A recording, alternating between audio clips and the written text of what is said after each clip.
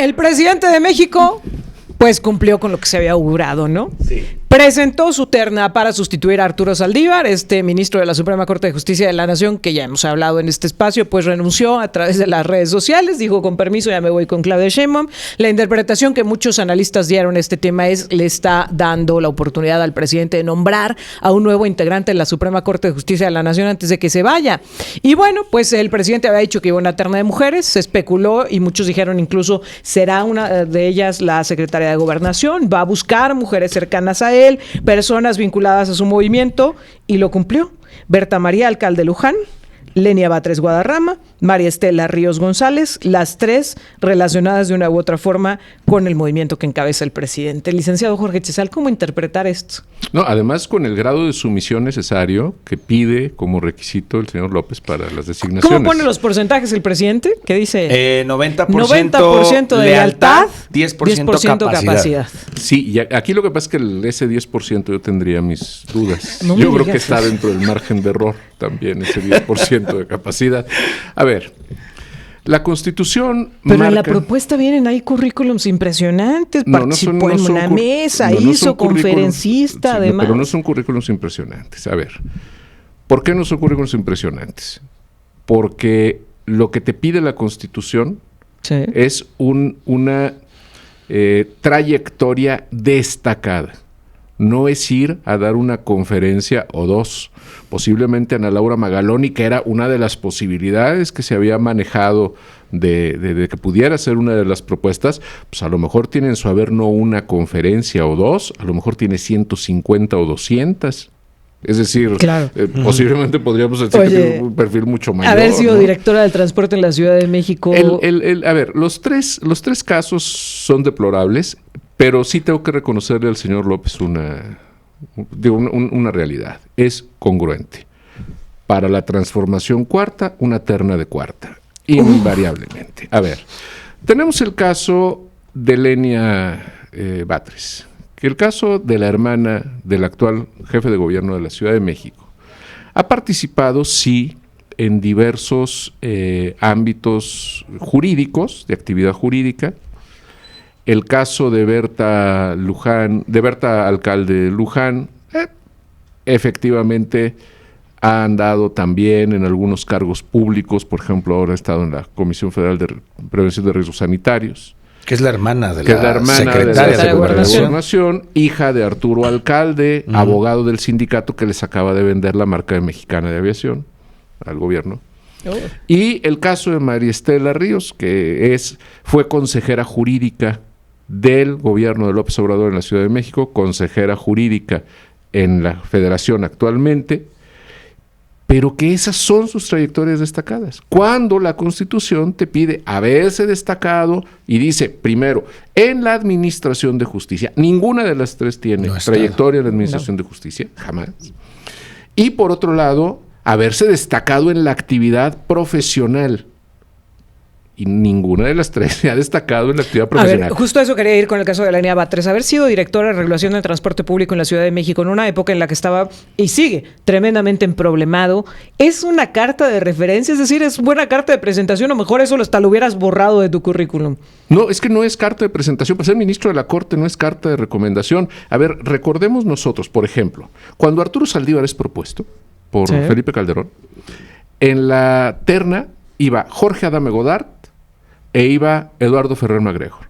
Jorge Adame es un abogado de reconocidísima trayectoria, tiene muchos libros publicados, ha sido maestro de muchas generaciones, es muy conocido en la comunidad internacional.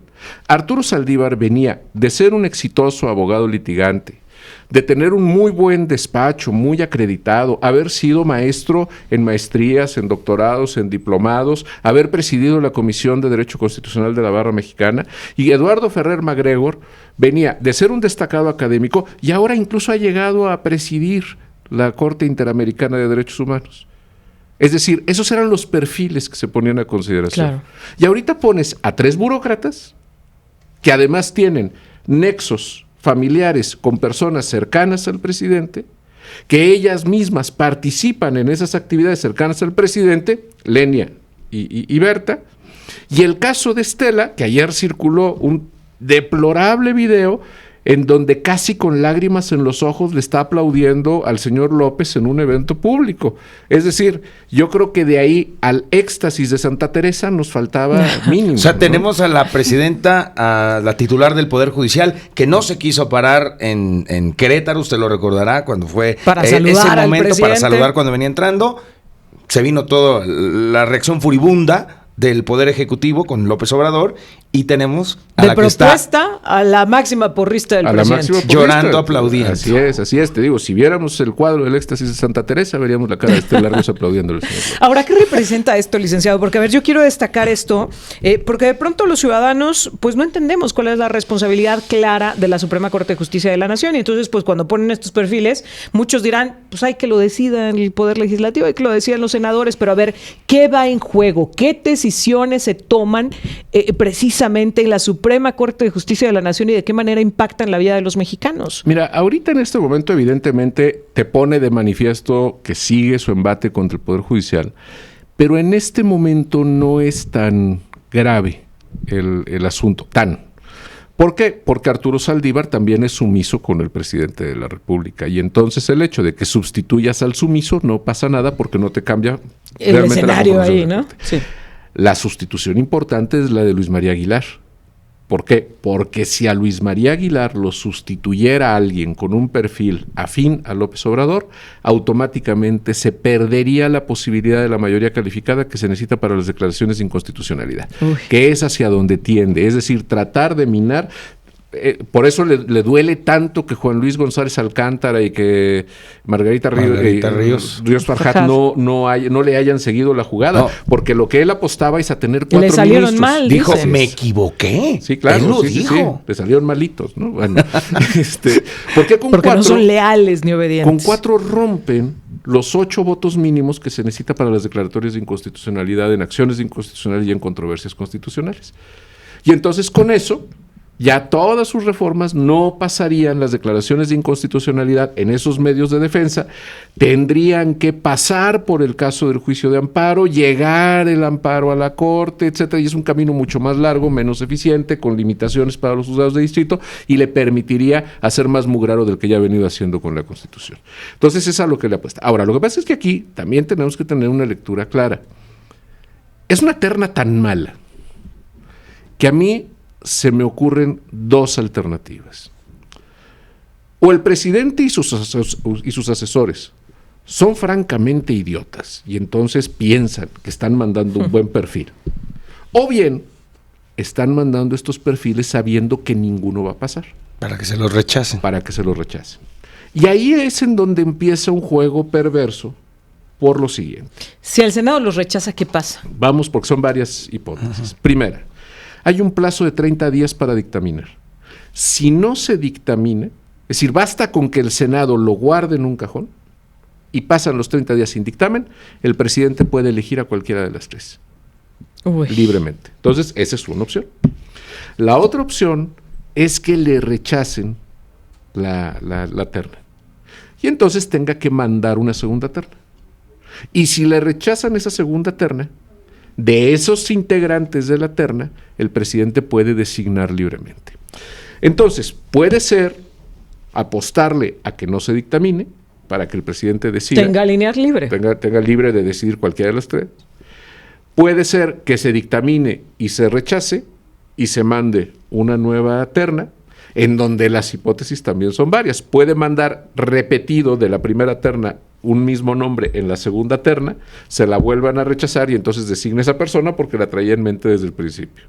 O bien integre una terna completamente nueva con otros nombres que igualmente se lo rechacen, pero él ya tenga ahí la carta sobre la que él quiera decidir. O sea, que aparezca el verdadero en la segunda terna. En la segunda terna. Okay. Que lo tenga ahí oculta la jugada, las bajo la manga. Así es. Licenciado, es que no sé qué pensar, porque partiendo de la frase que tú has acuñado en este espacio, de no buscar una explicación más allá de la evidente, que es, pues no les dio para encontrar mejores perfiles, lo que significa una verdadera pena, porque la Suprema Corte de Justicia de la Nación ha significado, como tú lo decías, un cargo de gran honor para quienes se dedican a la abogacía, ¿no?